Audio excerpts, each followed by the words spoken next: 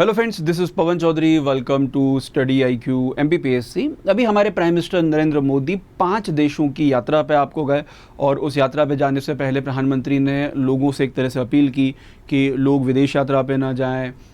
खैर मोदी जी खुद गए हैं, देश के काम के लिए गए हैं। उसके अलावा मोदी जी ने कि सोना ना खरीदें या पेट्रोल डीजल का कम उपयोग करें, तमाम एडवाइस लोगों को दी। और उस एडवाइस को देने के बाद प्राइम मिनिस्टर 5 देशों की यात्रा पे गए। तो किन 5 देशों की यात्रा पे गए हैं वो सबसे पहले हम लोग आपको देख लेते हैं।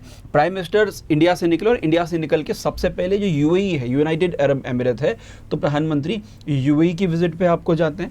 UAE के विजिट के बाद प्रधानमंत्री जाते हैं सीधा स्कैंडिनेवियन कंट्रीज। यहाँ पर देखोगे डेनमार्क, नॉर्वे, स्वीडन, इन 3 कंट्रीज की विजिट करते हैं। और लास्ट में प्राइम मिनिस्टर जो विजिट करते हैं वो विजिट करते हैं इटली, और इटली का कैपिटल रोम। तो 5 कंट्री का विजिट प्राइम मिनिस्टर को हुआ। और ये 5 कंट्री का विजिट क्यों इंपॉर्टेंट था, एनर्जी सिक्योरिटी के लिए क्यों इंपॉर्टेंट है? चलो हमने मान लिया कि UAE जो है वो एनर्जी सिक्योरिटी के लिए इंपॉर्टेंट है, लेकिन नॉर्वे, स्वीडन, डेनमार्क, इटली, ये सब कंट्रीज से तो हम लोग कोई पेट्रोलियम वगैरह इंपोर्ट नहीं करते हैं। खैर बात सिर्फ पेट्रोलियम की नहीं है, बाकी रिजर्व, बाकी जो स्ट्रेटेजिक टाइज़ हैं उन स्ट्रेटेजिक टाइज़ की बात है। क्योंकि ये जिन कंट्रीज़ को विजिट किया, स्पेशली इटली, तो इटली एक ऐसा कंट्री है जो हमेशा डोनाल्ड ट्रंप जो है उसके अगेंस्ट रहता है, उनके जो व्यूज़ पॉइंट्स हैं, उनके जो आइडियोलॉजी है उसके अगेंस्ट रहता है। सेम नॉर्वे, डेनमार्क, ये कंट्रीज़ भी कहीं ना कहीं PM का या जो आपके US के जो प्रेसिडेंट है डोनाल्ड ट्रंप, उनकी स्ट्रेटजीज़ का विरोध आपको लगातार करते रहते हैं। और इवन ये जितने भी कंट्रीज़ हैं, अगर UAE को मैं छोड़ दूं तो ये कंट्रीज़ जो हैं वो एक तरह से नाटो के मेंबर आपको हैं। तो प्राइम मिनिस्टर एक तरीके से डोनाल्ड ट्रंप की जो चाइना विजिट है उसका रिप्लाई भी करना चाहते हैं और बताना चाहते हैं कि किस तरीके से हम लोग टफ टाइम में इन कंट्रीज़ के साथ में कोऑपरेशन करके अपना काम चला सकते हैं और देश को ज़्यादा विकसित कर सकते हैं। प्राइम मिनिस्टर की सबसे इंपॉर्टेंट जो विजिट हुई वो विजिट हुई UAE का विजिट, यूनाइटेड अरब एमिरेट का विजिट। अब ये जो विजिट था, ये विजिट इसलिए इंपॉर्टेंट है कि UAE एक ऐसा कंट्री है जो भारत के अंदर जो टोटल इन्वेस्टमेंट है वो 5th लार्जेस्ट इन्वेस्टर है भारत के अंदर, है ना। वहाँ पे भारत का सबसे बड़े जो इन्वेस्टर्स हैं उन इन्वेस्टर्स में से एक है। उसके अलावा आप देखोगे तो इंडिया का 3rd लार्जेस्ट जो पेट्रोलियम हम लोग, या क्रूड ऑयल वगैरह पेट्रोलियम बोल लेते हैं, तो जो पेट्रोलियम हम लोग इंपोर्ट करते हैं तो वो इंपोर्ट किससे करते हैं, वो UAE से इंपोर्ट करते हैं। और सबसे इम्पोर्टेंट UAE के साथ में हमारा इंडियन रूबल, जो रूपी वाला, जो उसको बोल सकते हैं कि रूपी और दिरहम वाला जो स्वैप एग्रीमेंट है वो स्वैप एग्रीमेंट है। तो कई बार हम लोग रूपी दे के भी उनसे ऑयल वगैरह परचेज कर लेते हैं। अब साथ में अभी एक प्रॉब्लम आपको आया कि इंडिया के जो स्ट्रेटेजिक रिजर्व वो धीरे धीरे खत्म होते जा रहे हैं, वहाँ से ऑयल निकाल के हम लोग जनता के अंदर आपको उसको सेल कर रहे हैं। अभी UAE क्या करेगा, UAE इंडिया के अंदर जो स्ट्रेटेजिक रिजर्व, एनर्जी सिक्योरिटी में भारत के अंदर स्ट्रेटेजिक रिजर्व है, उन स्ट्रेटेजिक रिजर्व को बनाएगा। तो बड़े लेवल पे हम लोग बड़े लेवल पे जो ऑयल्स वगैरह हैं उन ऑयल को इंडिया के अंदर स्टोर करके आपको रख सकते हैं। अभी भारत के पास तकरीबन 1 महीने का जो स्ट्रेटेजिक रिजर्व है, 1 महीने का रिजर्व है। जापान जैसे देशों के पास 1-1 साल के रिजर्व रखे हुए हैं। चाइना जैसे कंट्रीज 5 महीने, 6 महीने का रिजर्व रखा हुआ है। तो भारत के पास वो रिजर्व बहुत ज़्यादा कम है। तो हम लोग फ्यूचर को देखते हुए या आगे इस प्रकार की प्रॉब्लम्स ना आए तो हम लोग चाहते हैं कि बड़े रिजर्व आपको रखे जाए। जैसे 1967-68 में जब गल्फ वॉर या खाड़ी युद्ध हुआ, ईरान इराक वॉर हुआ, उस समय पे हमको बहुत ज़्यादा पेट्रोलियम का शॉर्टेज हुआ था।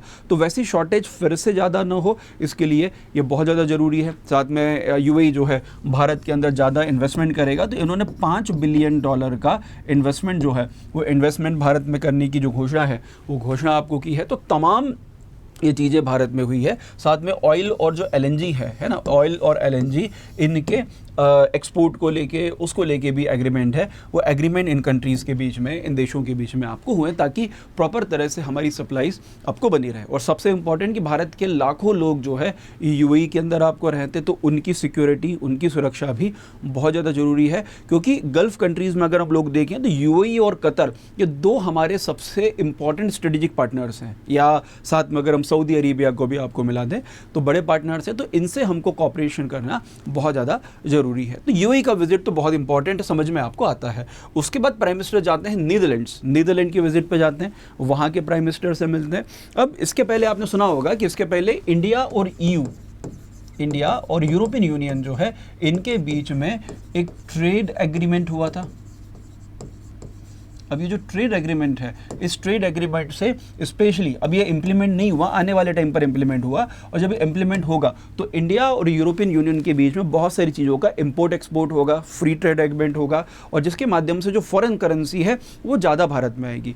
पहला यहाँ पर जो एग्रीमेंट हुआ इंडिया और नीदरलैंड्स के बीच में, ये specially strategic partner road map 2026-2030, तो अगले 4-5 साल के लिए स्पेशली सेमीकंडक्टर के अंदर, डिफेंस के अंदर। आपको पता होगा कि जो यूएई, ये जो नीदरलैंड्स है, वो सेमीकंडक्टर प्रोडक्शन में दुनिया की सबसे इंपॉर्टेंट कंट्रीज़ में से आपको एक है, सबसे महत्वपूर्ण आपको है।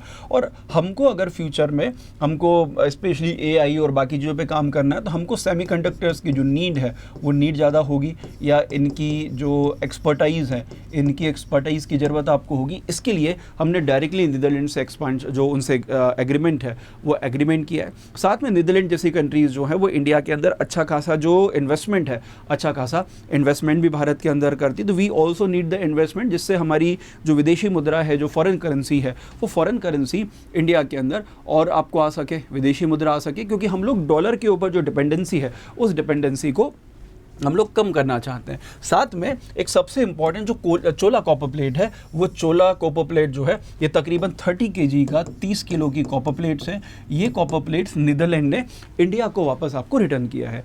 अब जिस समय पे जो नीदरलैंड्स, जिसको हम लोग डच कंट्रीज़ भी बोलते हैं, डच भी बोलते हैं, ये बेसिकली रूल किया करते थे इंडोनेशिया वाले रीजन पे। तो वहाँ पे जो कंपनी थी उसका नाम था डच ईस्ट इंडिया कंपनी, ठीक है। तो डच ईस्ट इंडिया कंपनी मतलब आज के टाइम पे वही कंट्री को हम लोग नीदरलैंड्स आपको बोलते हैं, नीदरलैंड्स, LANDS उसके अंदर आपको आता है। दे कॉल द कंट्रीज और कॉल द नीदरलैंड्स। तो यहाँ पर स्पेशली यहाँ पर एक श्री विजय नाम का राजा था, उस राजा ने एक बुद्धिस्ट मॉनेस्ट्री जो है वो चोल एम्पायर के अंदर बनाई थी, और उसी दौरान के जो चोला कॉपर प्लेट्स हैं, वो चोला कॉपर प्लेट, क्योंकि इंडोनेशियन लोग जो इंडोनेशिया से वो लोग उन प्लेट्स को नीदरलैंड्स ले गए, वो इन्होंने इंडिया को वापस रिटर्न किया है। खैर वो प्लेट्स इसके पहले इंडोनेशिया ने भी मांगी थी, लेकिन उन्होंने इंडिया को रिटर्न किया है।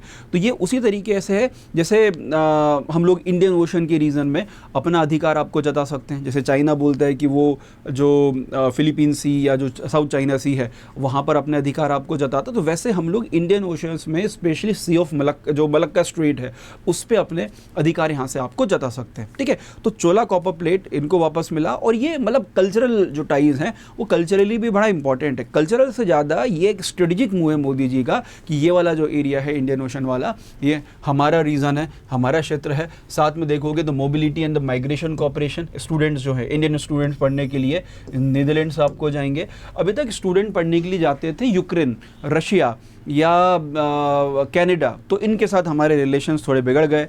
यूक्रेन रशिया के बीच में वॉर चल रहा है, तो हमारे जो स्टूडेंट्स हैं वो फॉरेन कंट्री में पढ़ने के लिए अब कहाँ जाएंगे, तो एक नीदरलैंड्स उनके लिए एक इंपॉर्टेंट रास्ता आपको खुला हुआ है। तो ताकि ज़्यादा वर्ड एक्सपोजर जो है वो इंडियन स्टूडेंट्स को आगे जाके मिल सके। उसके साथ में इलेक्ट्रॉनिक ASML जो हमारी टाटा कंपनी है, तो टाटा इलेक्ट्रॉनिक्स और ASML जो स्पेशली नीदरलैंड्स की सबसे बड़ी इसको बोल सकते हैं कि सेमीकंडक्टर कंपनी है।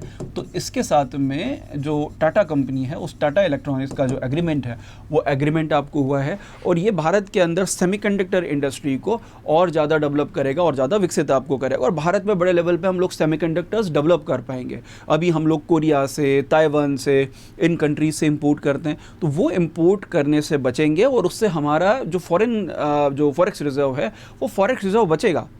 तो नीदरलैंड्स जाके सिर्फ चोला प्लेट लेने नहीं गए थे, वहाँ पर गए थे ताकि एग्रीमेंट कर सके, और भारत के अंदर भी इस प्रकार की जो सेमीकंडक्टर इंडस्ट्रीज़ हैं, इंडस्ट्रीज़ आपको बन सके, भारत में भी विकसित हो सके। उसके बाद में टेक्निकल कोऑपरेशन फॉर द आपका कल्पसार प्रोजेक्ट, तो गुजरात के अंदर एक water project called the Kalpasar project. अब नीदरलैंड एक ऐसी कंट्री है जो water reservoir, specially water conservation, इनमें काफ़ी इंपॉर्टेंट माना जाता है। तो किस तरीके से इरीगेशंस और बाकी चीज़ों में आपका जो कल्पसार प्रोजेक्ट है, उस कल्पसार प्रोजेक्ट को भी नीदरलैंड जो है वो अपनी टेक्निकल एक्सपर्टी जो हेल्प है वो हेल्प आपको देने वाला है। After that prime minister visit the Sweden, तो इंडिया और स्वीडन के बीच में भी अगेन 4-5 साल का जो स्ट्रेटेजिक रोड मैप आपको साइन हुआ। India Sweden ties for the strategic partnership तो 2026-2030 2026 से लेकर 2030 तक आपको हुआ, जो स्वीडन नीदरलैंड्स के साथ भी हुआ था वही एग्रीमेंट। और इसमें भी अगर आप देखोगे तो यहाँ पर भी जो इंडिया EU जो एग्रीमेंट है वो इंडिया EU एग्रीमेंट के अंतर्गत ही प्राइम मिनिस्टर ने यहाँ पे विजिट किया क्या कि प्रॉपर तरीके से उसको इम्प्लीमेंट किया जा सके। अब सबसे पहले साइंस एंड टेक्नोलॉजी में सबसे India Sweden joint innovation partnership 2.0 ये लॉन्च किया गया। उसके अलावा जो भी इनकी एक्सपर्टीज़ हैं स्पेशली सॉफ्टवेयर्स में, इलेक्ट्रॉनिक्स में, तो उसके अंदर इंडिया और जो स्वीडन है इनके बीच में एग्रीमेंट आपको हो सके। स्पेशली आप देखोगे तो AI, 6G, quantum computer, sustainable mining, critical minerals वगैरह आपको हो गए, साइंस है, स्पेस है। इवन इंडिया और स्वीडन मिलके अपने जो स्पेस सैटेलाइट्स है वो भी इन फ्यूचर लॉन्च करने वाले हैं, ताकि एक बड़े लेवल पे एग्रीमेंट्स यहाँ पर हो सके। और बहुत लंबे टाइम बाद प्राइम मिनिस्टर जो है इस तरह की जो बायलैटरल मीटिंग्स हैं उन बायलैटरल मीटिंग्स के लिए गए हैं। साथ में इंडिया और स्वीडन के बीच में technology and the artificial intelligence corridor, it's called the Scitech, तो साइटेक करके कॉरिडोर आपको बनेगा जो AI और जो टेक्नोलॉजी है, टेक्नोलॉजी ट्रांसफ़र है, इसके अंदर आपको काम करेगा। तो अगेन स्वीडन से भी टेक्नोलॉजी इंडिया के अंदर आपको आएगी, भारत के अंदर आपको आएगी।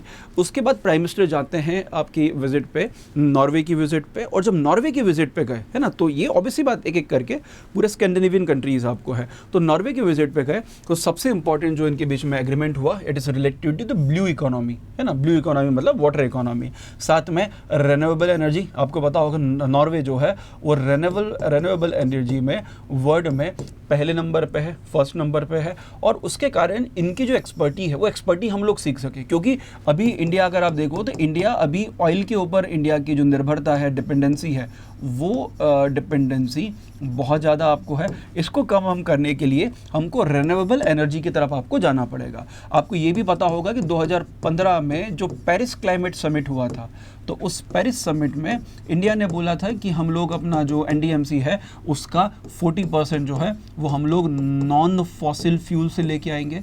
ये तो हमने अचीव कर लिया, नॉन फॉसिल फ्यूल से 40% हमने अचीव कर लिया, लेकिन उसके बावजूद भी अभी तकरीबन 55% के आसपास हम लोग जो कोल है उस कोल से एनर्जी प्रोड्यूस करें। तो we want to reduce that electricity, renewable energy. और नॉर्वे का स्पेशली इसके अंदर जो एक्सपर्टी है, स्पेशली विंड के अंदर है ना, या जो पवन ऊर्जा है उस पवन ऊर्जा के अंदर, तो वो एग्रीमेंट के माध्यम से हम लोग एक्सपर्टी आपको लेना चाहते हैं। इसके पहले इंडिया ने जो इंटरनेशनल सोलर अलायंस है ISA, उसके माध्यम से भी हमने, क्योंकि देखो हमारे यहाँ पर जो सोलर एनर्जी है वो भी हम लोग बना सकते हैं, सूर्य ऊर्जा भी बना सकते हैं, और विंड एनर्जी की भी हम लोग उपयोग कर सकते हैं, ओशन थर्मल एनर्जी का भी उपयोग कर सकते हैं।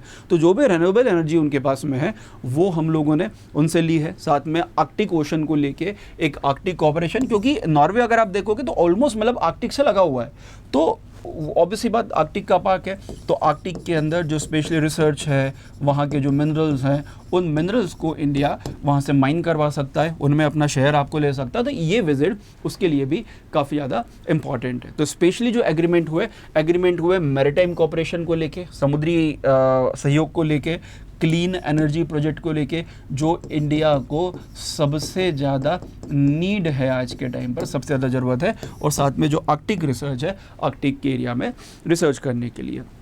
अपनी लास्ट विजिट में प्रधानमंत्री नरेंद्र मोदी जाते हैं इटली, और इटली में जाके वहाँ की जो प्राइम मिनिस्टर है जॉर्जिया मेलोनी, उनसे मुलाकात करते हैं। और यहाँ पर एक बड़ा इंटरेस्टिंग वाकया सामने आता है। प्राइम मिनिस्टर ने उनको जो मेलोडी चॉकलेट है वो मेलोडी चॉकलेट आपको गिफ्ट की। कई बार लोग मजाक में मोदी जी और जॉर्जिया मेलोनी है तो इनके नाम को मिला के मेलोडी बोलते हैं, तो मोदी और मेलोनी ऐसे करके मेलोडी आपको कहा जाता है। और इंडिया में कई बार मेलोडी, कई बार स्पेशली ट्विटर वगैरह पे, एक्स वगैरह पे बहुत ज़्यादा ट्रेंड भी आपको करता है। So due to that is the thing. अब यहाँ पर एक चीज़ है, ये तो ठीक है, थोड़ा सा फनी मोमेंट आपको हो गया, हंसी मजाक वाला मोमेंट हो गया, लेकिन इसके माध्यम से एक बात आप समझना कि आपने रोजर फॉशर, क्या नाम उसका, ऐसे ही कुछ नाम है, मुझे तो उसका नाम भी ठीक से नहीं पता, तो ऐसे रोशरे फॉशर ऐसा कुछ करके चॉकलेट का नाम है, और वो दुनिया के सबसे महंगी चॉकलेट्स में से एक है।